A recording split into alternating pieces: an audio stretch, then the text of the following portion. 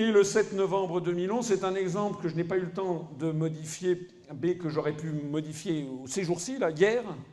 Ce sont des taux qui battent de nouveaux records sur certains pays. C'est très très important. Ça veut dire quoi? Ça veut dire que sur les marchés financiers, lorsque l'Italie, la Grèce émettent des emprunts, les marchés financiers exigent des taux de rémunération de plus en plus élevés. Alors que lorsque l'Allemagne émet les mêmes emprunts, les marchés financiers demandent des taux d'intérêt de plus en plus bas. Il y a eu un petit calme là, au début de cette année, et là ça a redémarré. Hier, les taux d'intérêt demandés par les marchés financiers sur de nouvelles émissions allemandes étaient quasiment très très faibles, le plus bas historique à 0,2%, ou 1%, pardon, excusez-moi. Sur la France, c'est dans les 2 et quelques, mais sur la Grèce ou sur l'Italie, c'est reparti à la hausse vers les 6 et 7. Ça veut dire quoi? Les gens qui croient que nous avons une même monnaie, une monnaie unique, c'est impossible de comprendre. Comment pourrait-on avoir des taux d'intérêt différents pour une monnaie unique? Alors, s'il y a des différences de taux d'intérêt qui sont demandées sur les dettes émises par l'Italie, la Grèce, la France et l'Allemagne, eh bien, ça veut dire tout simplement que les investisseurs savent qu'il y a des monnaies qui sont des créances sur les banques centrales respectives nationales, et s'ils acceptent de payer des taux très très bas pour l'Allemagne, c'est parce qu'ils savent s'ils ont une créance sur l'Allemagne, et que si l'Allemagne sort de l'euro, eh bien, elle créera un mark et que le mark va s'apprécier beaucoup. Donc, à la limite, on a même vu récemment des taux d'intérêt négatifs sur les émissions allemandes. C'est-à-dire que les marchés financiers sont en train de tester le PEG, comme on dit, c'est-à-dire de tester le lien 1 pour 1 entre les États membres de l'Union européenne, et que les marchés financiers parient sur une explosion prochaine de l'euro. Et donc, ils veulent de l'émission allemande, parce qu'ils veulent, ensuite, ça se transformera en une créance sur la BUBA, la Bundesbank, c'est-à-dire en un mark, c'est-à-dire en une créance qui va s'apprécier de 10, 20, 30% lorsque les Allemands auront recréé le mark. En revanche, s'ils exigent de l'Italie des taux de 5, 6, 7%, ça veut dire qu'ils anticipent une prochaine, ça peut être dans 2 ans, comme dans 2 mois ou dans 2 semaines, mais pas dans 25 ans. Hein. Et donc, ça veut dire qu'ils anticipent que l'Italie, si elle revient à la lire, la monnaie se dépréciera rapidement. La signification de cette divergence des taux d'intérêt, alors une fois que vous aurez su ça, vous aurez tout su, vous en savez plus que votre banquier, vous en savez plus que tous les grands dirigeants des partis politiques français, vous en savez ce que savent les gens qui connaissent le mieux le sujet, c'est que ce lien, ce PEG de 1 pour 1 entre la Bundesbank et la Banque centrale d'Italie est attaqué. Et hier, il était de nouveau attaqué sur l'Italie, sur la Grèce. Or, tous les spécialistes des monnaies savent que toute l'histoire monétaire contemporaine nous a appris que lorsque les PEG sont attaqués, les PEG, je rappelle, c'est le lien fixé forfaitairement 1 pour 1, c'est le principe même du traité de Maastricht. Lorsque les PEG sont attaqués, tôt ou tard, ils ont toujours fini par céder. C'est-à-dire qu'il y a un moment à partir duquel ça n'est plus possible de suivre. Alors, une façon, par exemple, dont l'euro pourrait exploser, c'est si, par exemple, l'Allemagne décidait de remettre en cause le PEG de 1 pour 1, en disant, par exemple, qu'il reste dans l'euro, mais qu'il n'accepte plus le taux de 1 pour 1. À ce moment-là, ça voudrait dire quoi? Ça voudrait dire qu'on voit arriver différents euros. Si l'euro Banque centrale de Grèce ne peut plus se convertir en un euro Banque centrale allemande, eh bien, ça veut dire qu'on va réapparaître, même si ça ne dit pas son nom, des monnaies nationales. Et d'ailleurs, ça sera coté à ce moment-là immédiatement différemment sur les marchés internationaux. Vous achèterez un euro allemand et vous achèterez à un prix différent l'euro grec. Donc il suffit pour cela que le gouvernement allemand demain décide qu'il n'y a plus de taux de 1 pour 1 au moment des transactions interzone euro, et c'est terminé. Vous savez peut-être quand même que lorsque la France, l'Allemagne ou la Grèce émettent des bons du Trésor à 10 ans, ils ne sont pas facturés pareil par les marchés financiers. L'Allemagne à 10 ans, elle a du 1,8 sur les marchés financiers, la France est du 2,1, 2,2. La Grèce ou l'Italie ou l'Espagne, on les a vu monter jusqu'à 7, et maintenant c'est aux alentours de 5 à 5, 5,5, 6. Il y a des journalistes du Financial Times et du Wall Street Journal à l'été 2012 qui ont interrogé M. Draghi en lui disant « Mais Monsieur Draghi, est-ce que vous pourriez nous expliquer à quoi correspondent ces différences de taux d'intérêt facturés par les marchés financiers ?» À quoi M. Draghi a dit « Ben, c'est très simple. Les taux d'intérêt sont faits pour rémunérer 3 risques. Premièrement, le risque de liquidité. Quand vous passez de l'argent à quelqu'un, ben, effectivement, vous ne l'avez plus, donc c'est un risque. Si vous avez, vous, besoin de liquidité, vous ne les avez plus, donc ça se rémunère. Le deuxième risque, c'est le risque de crédit. Ben oui, c'est-à-dire lorsque vous prêtez de l'argent à quelqu'un, il faut qu'il vous rembourse. Mais quand vous prêtez à des très grands États, l'Italie, la France, l'Allemagne, etc., soyons sérieux, c'est pas des États qui vont être en faillite. Le troisième risque, a dit M. Draghi, c'est le risque de change. C'est-à-dire que les marchés financiers... Alors là, ça a été, je peux vous dire, nous avons à l'UPR des gens qui travaillent à la BCE et qui jugent que ce que je dis est tout à fait juste. C'est qu'en réalité, à la BCE, ça a été la panique dans les bureaux et dans les services, parce que M. Draghi, qui était sans doute encore un peu jeune dans ses rapports avec les médias, a dit ce qu'il ne fallait pas dire. C'est que justement les marchés financiers facturent dans 10 ans.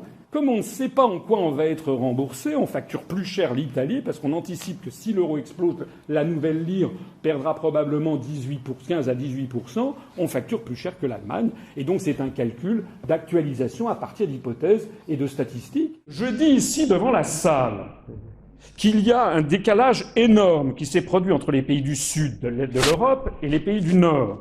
Il y a 4 pays qui sont constamment créditeurs et qui voient affluer de l'argent des pays du Sud, qui sont l'Allemagne, la Finlande, le Luxembourg et les Pays-Bas. L'Allemagne s'est ramassée 750 milliards d'euros. Ça déstabilise complètement le bilan de la Bundesbank. C'est l'une des raisons pour lesquelles les Allemands veulent sortir de l'euro. Est-ce que tout ceci, ce que je viens de dire là, est faux? La divergence de Target 2. Target 2. Target 2, vous savez, ça mesure les soldes au sein de la zone euro des capitaux qui ont fui certains pays pour aller se réfugier chez d'autres. Ici, vous avez en bleu l'évolution des capitaux arrivés en Allemagne. On a atteint maintenant 750 milliards d'euros. Et puis vous voyez que de l'autre côté, vous avez des pays qui s'effondrent, et notamment l'Italie et l'Espagne. Et l'Espagne qui est à moins 400 ou 420 milliards d'euros. Vous voyez que nous avons exactement un phénomène qui est de nature divergente. Alors tout le pari que font les européistes, c'est de dire oui mais après il va y avoir un pic, et après ça va redescendre et puis tout le monde va redevenir à zéro. Mais ça n'en prend pas le chemin, et ça en prend d'autant moins le chemin qu'à chaque fois qu'on fait de l'assouplissement quantitatif et qu'on réinjecte de l'argent dans les pays comme l'Italie, l'Espagne, le Portugal, la Grèce, immédiatement cet argent retourne directement en Allemagne, aux Pays-Bas, en Finlande, au Luxembourg, éventuellement en Suisse. Le jour où vous verrez ça expliqué aux 20h de TF1, alors que c'est quand même... Le journal n'est pas arrivé. Enfin, nous sommes dans la conspiration du silence. Je signale que quand je suis passé sur BFM TV le 12 septembre 2011, c'est-à-dire il y a maintenant 14 mois, auprès de Nicolas Dose, j'ai parlé de ça. En gros, pour rassurer les marchés, on réinjecte des liquidités. Mais c'est quoi exactement? En quoi est-ce que l'on règle le problème de fond des pays occidentaux? Ok, ça ne règle pas le problème de fond, ça d'accord. Oui, mais moi, sur cette table, je peux vous donner dans la seconde 50 milliards d'euros. Allez-y. Eh bien, j'y vais. Je vous le donne. C'est un cadeau pour vous. C'est un billet de 100 milliards de Deutschmark de septembre 1923. Bon. Et ça représente, vous savez qu'un Reichsmark, c'était des Reichsmark à l'époque, le mark a été changé, en gros, 1 euro égale 2 marks. Bon. Eh bien, ça veut dire quoi? Ça veut dire que nous avons affaire, tout simplement, à des artifices comptables qui n'ont aucune prise sur la réalité. Oh. D'ailleurs, ce petit billet, je vais vous en faire cadeau, hein.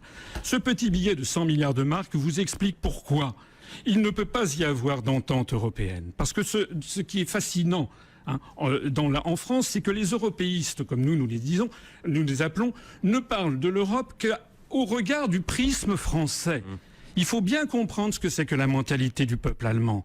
Le peuple allemand a vécu un traumatisme effrayant en 1923. Et donc, l'inflation, Weimar, eh bien, donc, 33. eh bien, ils ne peuvent pas supporter de voir actuellement le bilan de la Bundesbank se dégrader. Je suis d'accord. Donc, de la BCE plutôt. De la Bundesbank oui, aussi. De la Bundesbank, mais oui, vous savez que les banques centrales nationales existent, elles font partie de l'eurosystème. Et donc, et ça c'est un élément très important, c'est qu'il y a actuellement une migration des comptes des pays, parce que vous savez que les euros ne sont pas tous identiques juridiquement. Un euro en Grèce, c'est une créance sur la Banque centrale de Grèce. Un euro en Allemagne, c'est une créance sur la Banque centrale allemande. Donc vous avez évidemment un certain nombre de grandes fortunes ou d'entreprises qui font transiter leurs comptes des banques commerciales qui sont en Grèce, au Portugal, en Italie, en Allemagne, parce que là, ils transfèrent, c'est la carrosse c'est la citrouille qui se transforme en carrosse. Leurs euros qui étaient des créances sur la Banque centrale de Grèce deviennent des euros qui sont des créances sur la Bundesbank. Ceci est en train de plomber le bilan de la Bundesbank et c'est la raison pour laquelle les Allemands, et nous le savons, parce que nous avons quand même dans notre mouvement politique un certain nombre d'experts qui nous ont rejoints, nous savons que les Allemands jamais ne voudront continuer à dégrader le bilan de leur banque centrale. Mais j'ai parlé de ça, j'ai expliqué que les Allemands voulaient que l'intérêt d'Allemagne serait de sortir de l'Europe. Bon, je rappelle quelle a été la suite de ça, et je suis maintenant grillé sur BFM Télé. Voilà. Monsieur Nicolas Dose a fait savoir qu'il ne pouvait plus me réinviter. Il a dû se faire taper sur les doigts par sa rédaction en chef. Silence sur Target 2. J'avais dit qu'il y avait un autre truc qui avait divergé, c'était les fameux targets. Alors rappelez-vous que les targets, c'est des dettes et des créances de banque centrale à banque centrale dans la zone euro. Donc, par construction, comme la somme de toutes les dettes et les créances entre elles, c'est un système fermé, ça fait 0. Vous pouvez en avoir une qui doit moins 2, enfin une qui est à moins 2 parce qu'elle doit 2, une qui est à moins 3 parce qu'elle doit 3, et la troisième va valoir forcément plus 5.